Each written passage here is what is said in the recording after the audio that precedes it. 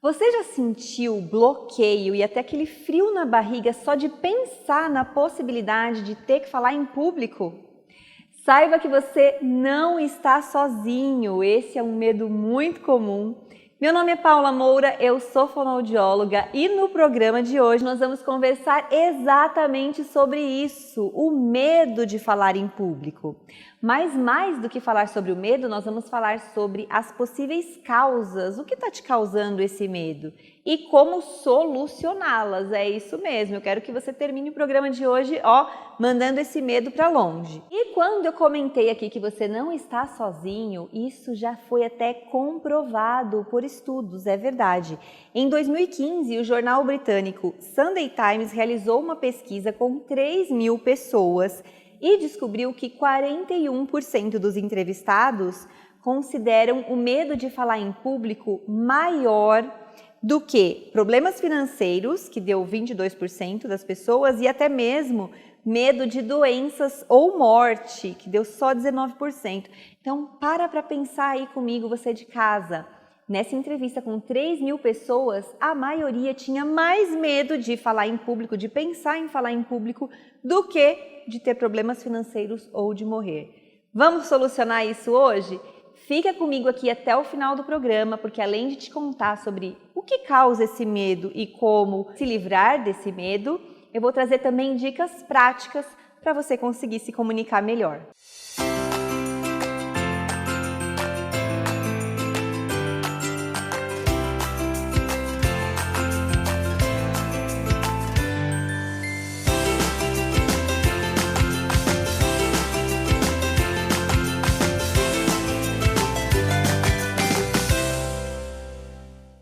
Vamos lá então, quais seriam os principais motivos que te causam esse frio na barriga, esse medo de falar em público? Vale lembrar para você aí de casa que falar em público não necessariamente envolve uma grande plateia e um auditório, tá? Nós falamos em público todos os dias, é verdade, eu vou te provar agora que você fala em público todos os dias. Sabe por quê? Porque o seu público pode ser o seu cliente, o seu público pode ser o seu paciente, pode ser o seu chefe, pode ser o seu professor. O seu público pode envolver apenas uma pessoa. E nessas situações, você precisa se comunicar bem. Você está sim falando em público mesmo que o seu público seja de apenas uma pessoa. E quais são então as causas do nervosismo? O que te deixa com frio na barriga, com medo, te faz fugir dessas situações? Vou listar para você agora. Primeiro motivo, falta de domínio do assunto. Quando você precisa falar sobre algo que você não conhece a fundo, isso pode te deixar nervoso, porque você não vai ter argumentos. Ou se você está numa apresentação de trabalho, por exemplo, e você não estudou o suficiente para aquela apresentação, o nervosismo vem da falta de domínio do tema. Então, sempre que for uma apresentação que você precisa estudar sobre algo que você não tem tanto conhecimento, é importante estudar bastante, buscar esse conhecimento para se sentir mais seguro. Outra causa muito comum do medo de falar em público ou de se comunicar é o medo do julgamento das pessoas. Ai, sabe quando você fica pensando assim, o que será que vão pensar de mim? Será que vão gostar do que eu estou falando? Será que as pessoas acreditam em mim? Será que eu estou passando credibilidade? Ai, será que as pessoas estão me achando muito magra, ou muito gorda, ou muito alta, ou muito baixa? Problemas com a autoimagem também pode fazer com que você evite situações de se comunicar. Então é preciso identificar. Por que você tem tanto medo do que as pessoas vão pensar? Será que existe de fato algo concreto que justifique esse seu pensamento? Precisa refletir sobre esse tema para tentar eliminar essa causa também. Outra causa muito comum é a falta de domínio sobre o público ou a infraestrutura do local. Então vamos supor que você vai sim fazer uma apresentação para várias pessoas, seja num auditório, seja numa reunião. Se você não sabe quem são as pessoas que estão lá para te ouvir, isso pode te causar nervosismo. Por quê? Se você tem um público, vamos supor que você seja um médico. Se você tiver um público de outros médicos para fazer a sua apresentação, você vai usar uma comunicação totalmente diferente do que se fosse um público de pessoas leigas, para você falar sobre aquele tema. Então, todas as vezes que você for se apresentar em algum lugar, fazer alguma apresentação, expor algo, é importante que você saiba exatamente quem vai te ouvir. Porque quando você sabe quem vai te ouvir, você consegue moldar a sua linguagem e a sua comunicação de uma maneira assertiva para aquele público. A infraestrutura do local também é importante. Eu já ministrei vários cursos presencialmente e eu sempre tive a preocupação de perguntar para a organização se eu poderia usar um data show de lá, que eu geralmente apresentava aqueles slides, se ele era compatível com o meu computador, se eu precisava levar um pendrive. Então a gente precisa sempre se atentar a toda a infraestrutura do local onde vai ocorrer essa apresentação e se precaver de possíveis imprevistos. Quando a gente já tem todo o domínio de quem vai estar lá para nos ouvir, de tudo que tem ali de recurso, de material para eu usar para minha apresentação, do que eu preciso levar, se os meus equipamentos são compatíveis com o que tem lá, isso já me traz uma tranquilidade, porque eu já vou preparada. Outro ponto que faz com que as pessoas fiquem nervosas é a falta de domínio do tempo da apresentação. Já aconteceu de você ir assistir alguém falando e apresentando e a pessoa ultrapassar o tempo? E aí, às vezes, tem outra pessoa para apresentar, para falar, e aquela pessoa fala, não sai de lá nunca mais, tem um pessoal da organização avisando que é para parar, e aquela pessoa não para. Pois bem, isso é muito chato e isso demonstra despreparo. E com certeza a pessoa que está lá fica nervosa, porque ela tem mais conteúdo para passar e não deu tempo. Para resolver essa situação, basta você treinar a sua apresentação e colocar um cronômetro ali para ver quanto tempo você está levando para apresentar. E aí você tem que considerar também se vai abrir para perguntas ao público, qual é o tempo total que você tem para a sua apresentação.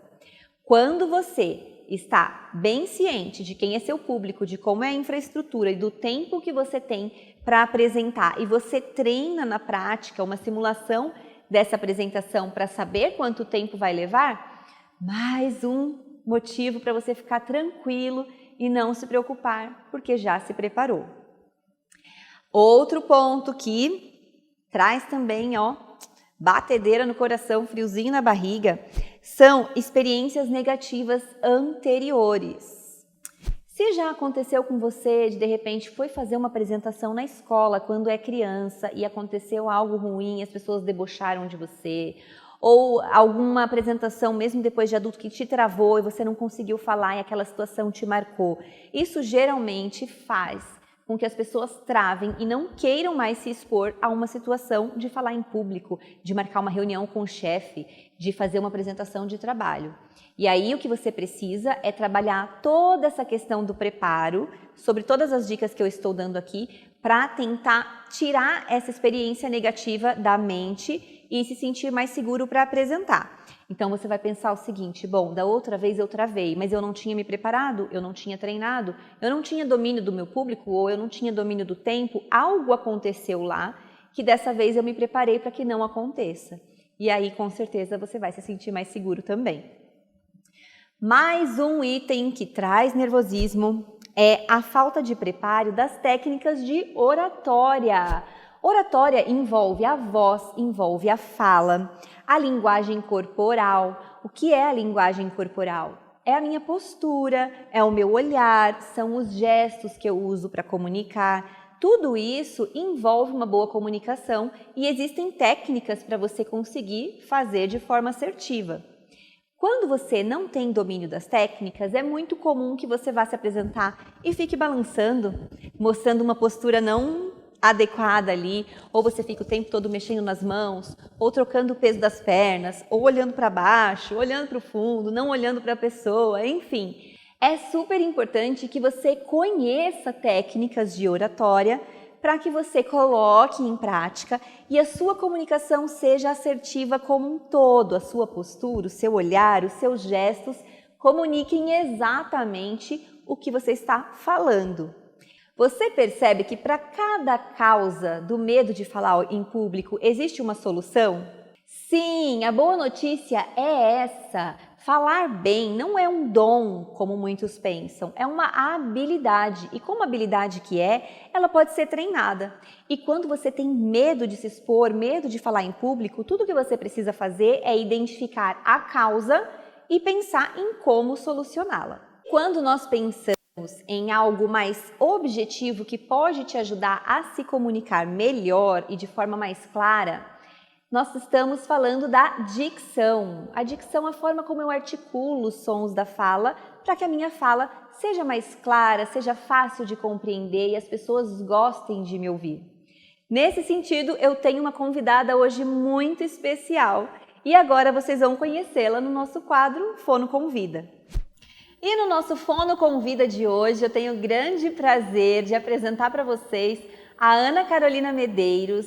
A Ana é fonoaudióloga, especialista em voz pelo Conselho Federal de Fonoaudiologia e já atua aí há bastante tempo na área de voz, oratória e comunicação. Ana, seja muito bem-vinda, é um grande prazer receber você aqui hoje. Muito obrigada, Paula, pelo convite. É um prazer e uma honra estar aqui com você hoje. Ai, Ana, eu estava aqui conversando com o pessoal sobre medo de falar em público. E aí eu levantei vários aspectos que estão envolvidos nesse medo e trouxe também o fato de que quando nós preparamos a nossa comunicação, tudo fica mais fácil, mais leve, porque você vai saber como se portar, você vai saber como conduzir os mais variados contextos comunicativos. E eu comentei que nesse contexto é importante nós nos atentarmos à nossa dicção, que é uma habilidade muito importante para transmitir aí clareza na comunicação. Eu gostaria que você, como especialista que é, me dissesse o que é a dicção e por que ela é tão importante na nossa comunicação. Ah, legal. A dicção é um tema muito bacana e muito importante mesmo. A dicção é a forma como a gente pronuncia cada um dos sons da nossa fala. É a forma como a gente articula esses sons. São os movimentos que a gente faz com a nossa boca para produzir os sons da fala.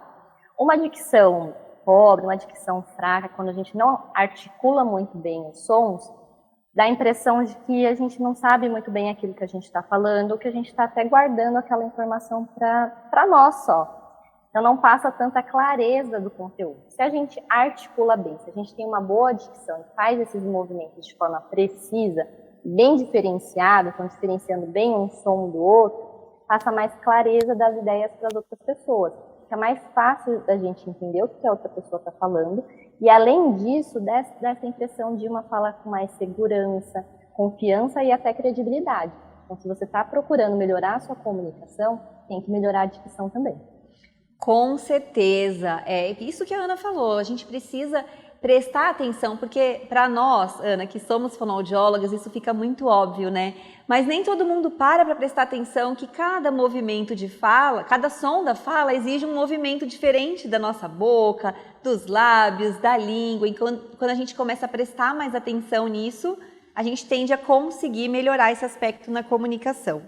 Mas eu queria que você trouxesse aqui para o pessoal também quais são os principais problemas, dificuldades de dicção que podem atrapalhar a comunicação?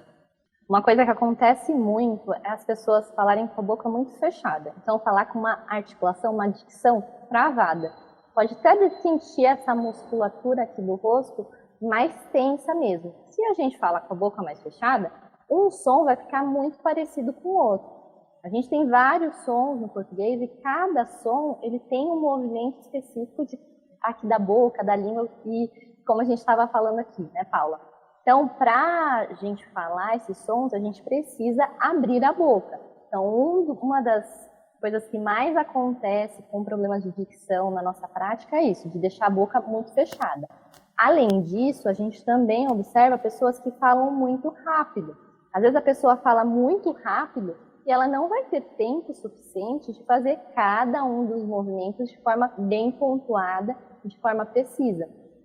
Ela acaba falando com a boca mais fechadinha também, às vezes não travada, como no primeiro exemplo que eu dei, mas às vezes com a boca mais fechada e um movimento vai ficar muito parecido com o outro.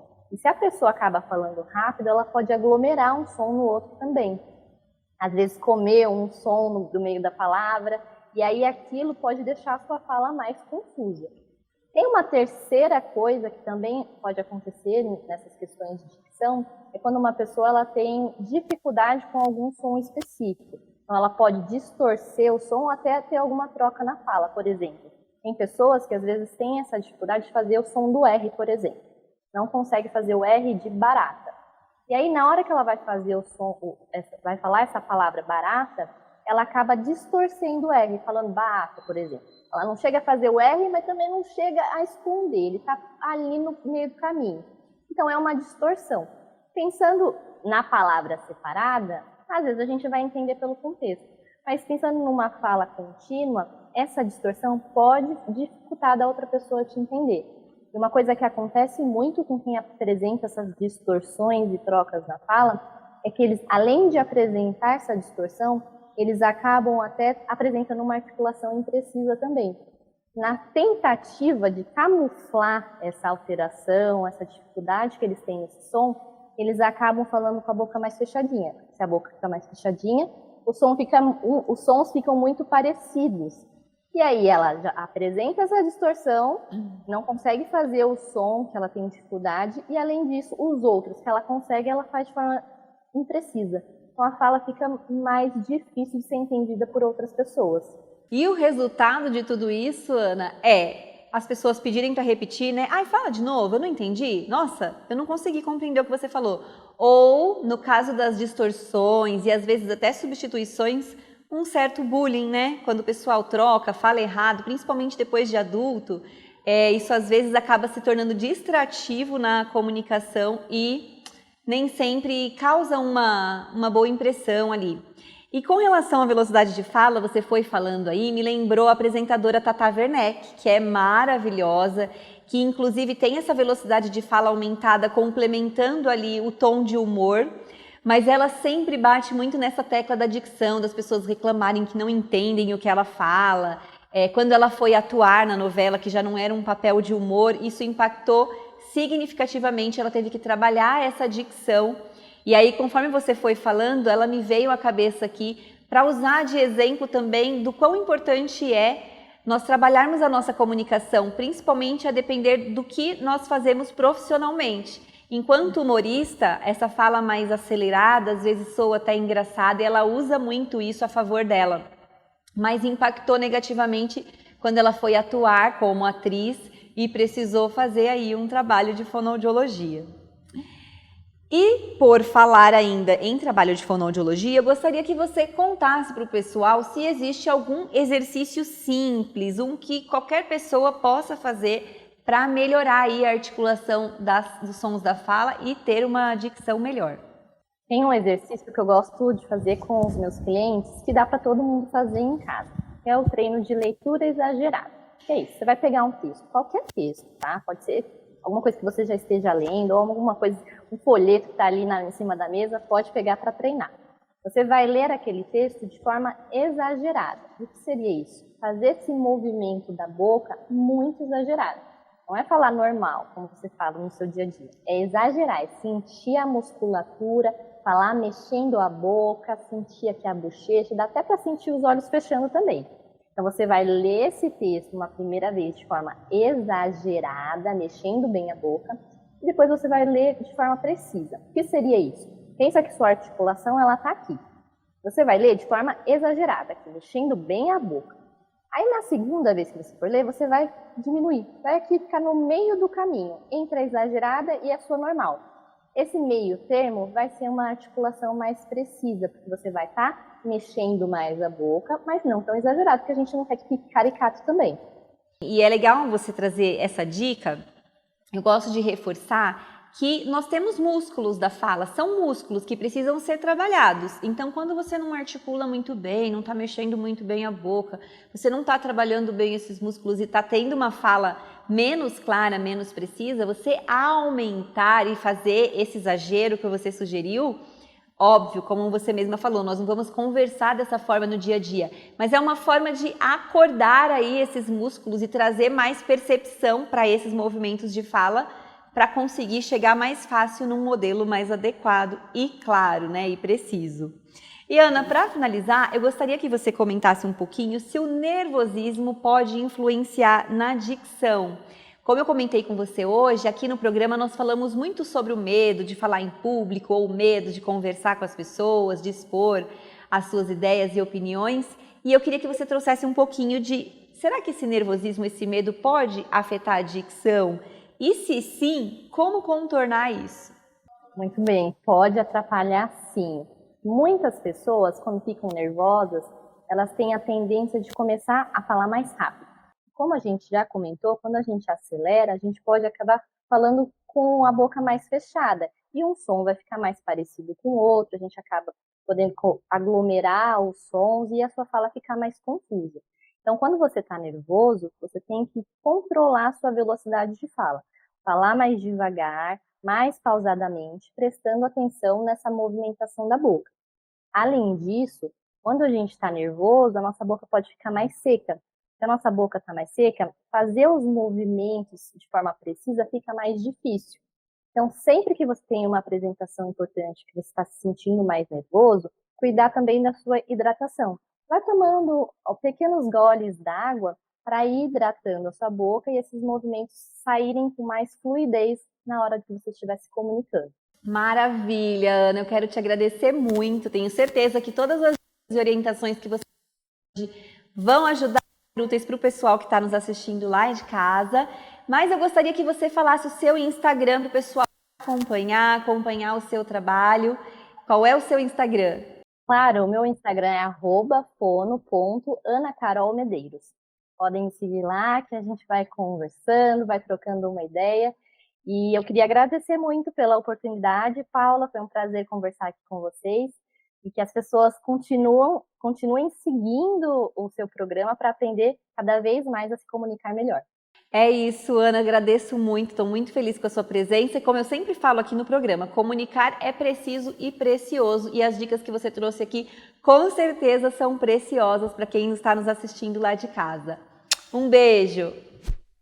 E agora chegou aquele momento do nosso programa em que nós vamos aprender brincando. É o nosso quadro de mitos e verdades. Agora eu vou fazer uma afirmação e você aí de casa deve me dizer se é mito ou verdade. Eu vou dar um tempo na tela para você responder e depois eu trago a resposta correta. Vamos lá? Mito ou verdade número 1. Melhorar a oratória é só para quem trabalha com comunicação. E aí, é mito ou é verdade? Tempo para você me dizer. E aí, será que só quem trabalha com oratória e comunicação deve trabalhar a oratória? Isso com certeza é mito! A oratória é importante tanto na nossa vida profissional quanto na nossa vida pessoal, nos mais diversos contextos de comunicação. Todo mundo se beneficia de trabalhar na própria oratória, seja na faculdade, no trabalho, no dia a dia, até para argumentar na reunião do seu condomínio vai ser importante você falar bem. Então a oratória é para todos. Mito ou verdade número 2. Não adianta ler vários livros sobre oratória se não colocar em prática. E aí, é mito ou é verdade? Tempo para você responder. Será que eu não fico muito boa se eu ler os melhores livros de oratória do mercado?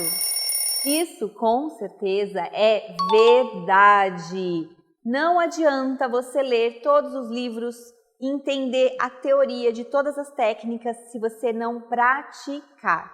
Eu costumo fazer uma associação com quando nós aprendemos a dirigir. Por quê? Quando você vai estudar oratória, parece que é muita informação. Meu Deus, eu preciso prestar atenção na postura, no olhar, nos gestos, na fala, na dicção, no tom de voz que precisa variar e no conteúdo do que eu estou falando. É muita coisa. E quando nós vamos dirigir, quando nós estamos aprendendo? Meu Deus, eu preciso segurar o volante, trocar a marcha. Agora os carros são automáticos, mas na minha época a gente tinha que aprender a trocar a marcha, pisar no acelerador, equilibrar ali com a embreagem, olhar no retrovisor, usar a buzina. Eram muitas informações para quando eu estava aprendendo. E conforme você vai praticando, chega um belo dia que você só senta no carro, dirige, sai dirigindo sem se preocupar especificamente com tudo isso, porque tudo fica automático. E com a comunicação é a mesma coisa. conforme você vai colocando em prática no seu dia a dia, todas essas questões comunicativas se tornam automáticas e muito fáceis para você. Vamos lá então agora para o nosso mito ou verdade número 3. Falar devagar demais é melhor para ser compreendido. E aí, isso é mito ou é verdade? Tempo na tela. Será que se eu falar bem devagar vai ser mais fácil para as pessoas me entenderem? Isso com certeza é mito! Nós precisamos sim controlar a nossa velocidade de fala, como nós bem conversamos aqui com a fonoaudióloga Ana Carolina, como eu trouxe para vocês também, mas a nossa comunicação precisa de dinamismo. Se eu falar sempre devagar, eu vou causar tédio em quem está conversando comigo. Então, o ideal é adequar a nossa velocidade de fala à situação comunicativa, em alguns momentos falando um pouquinho mais rápido, em outros, até para enfatizar, eu posso diminuir um pouco a velocidade e com essa variação eu consigo mais dinamismo na minha comunicação. E aí, conta para mim, você conseguiu acertar todas as respostas? Não tem problema se não conseguiu, o importante é aprender e se comunicar cada vez melhor. E por falar em se comunicar cada vez melhor, se você tem alguma questão aí com a sua comunicação, quer trabalhar a sua oratória, quer se comunicar melhor, ou tem de fato uma dificuldade, saiba que você pode ter tratamento fonoaudiológico aí mesmo do conforto da sua casa. É só acessar o site que está aparecendo aqui, www.maisfono.com.br, chama no WhatsApp que está lá, que a minha equipe vai te atender e te direcionar para um profissional especialista exatamente naquilo que você precisa. E eu não poderia finalizar o nosso programa sem trazer a nossa dica prática do dia, para você começar a melhorar a sua comunicação aí na sua casa agora mesmo. E as dicas de hoje têm a ver com a sua comunicação de um modo geral, a sua oratória, para abandonar aquele medo de falar em público, de conversar com o chefe, de falar com qualquer pessoa no seu dia a dia, seja na vida pessoal ou profissional. A primeira dica é para que você treine em frente ao espelho. Quando você treina a sua comunicação em frente ao espelho, você está observando todo o seu corpo. Então fica fácil de você arrumar sua postura, de você ter um olhar mais horizontal, nada de cabeça muito baixa ou nariz muito empinado. Fica fácil de você prestar atenção nos seus gestos. Então você pode treinar com coisas simples. Por exemplo, vai contar sobre uma viagem que você fez e que foi muito interessante. Então você vai lá, treina na frente do espelho como você vai contar sobre essa viagem. Já vai ser um excelente treino. A próxima dica é para você gravar a sua voz. E aí você vai se ouvir. Então você pode já aproveitar esse momento de treino em frente ao espelho e gravar a sua voz. Depois você vai apenas ouvir a sua voz sem ver a imagem e vai prestar atenção se a sua fala está clara. Se tiver alguém de confiança para te ajudar com isso, leva a sua gravação para a pessoa ouvir e te dizer se está fácil de entender, se ela conseguiu compreender muito bem o que você disse, se ela se manteve interessada na sua história do começo até o final. A dica número 3 é para você simular apresentações. Quando você tiver que realmente falar na frente de várias pessoas, você precisa simular essa situação. Distribuir o seu olhar como se tivessem várias pessoas aqui para você conversar. Pensar mesmo como se você estivesse lá. Vai por mim. Isso ajuda muito você se sentir mais seguro na hora que a apresentação for acontecer de verdade. Porque você já treinou, você já simulou, fica tudo muito mais previsível para você quando o momento for acontecer realmente. Outra dica muito importante nesse sentido é para você controlar a sua respiração. O que acontece quando a pessoa fica com medo ou muito nervosa? Como a própria fonoaudióloga Ana Medeiros disse, nós tendemos a falar mais rápido. Quando nós falamos mais rápido, nós usamos todo o ar de reserva que nós temos lá dentro para... Acaba perdendo o ar e a fala não fica bem colocada ali, você transmite esse nervosismo. Então, é importante usar a velocidade adequada e sempre que tiver um momento para dar uma pausa ali na sua comunicação, puxar o ar pelo nariz para você ter essa reserva de ar quando for continuar falando. Então, controlar a respiração e a fala. E por último, mas não menos importante, é que você reinterprete seus pensamentos negativos. Lembra que eu comentei que às vezes experiências prévias ruins ao falar em público podem causar como se fosse um trauma e fazer com que você sempre fuja dessas situações? Vamos ressignificar esses pensamentos? Pensa em tudo que você não fez naquela situação e que você poderia ter feito para se sair melhor. Pensou? Agora você vai colocar nessa sua cabecinha aí que você pode fazer melhor e que numa próxima situação você já vai estar bem preparado para isso. Combinado? Eu espero de coração que as dicas do programa de hoje tenham te ajudado a se comunicar melhor, a entender mais sobre comunicação, porque é como eu sempre falo para vocês aí de casa. Comunicar é preciso e precioso e o meu objetivo aqui no programa é fazer com que você consiga desenvolver a sua comunicação para se comunicar melhor ou ajudar na comunicação de quem você ama. Um beijo da Fono e até a semana que vem.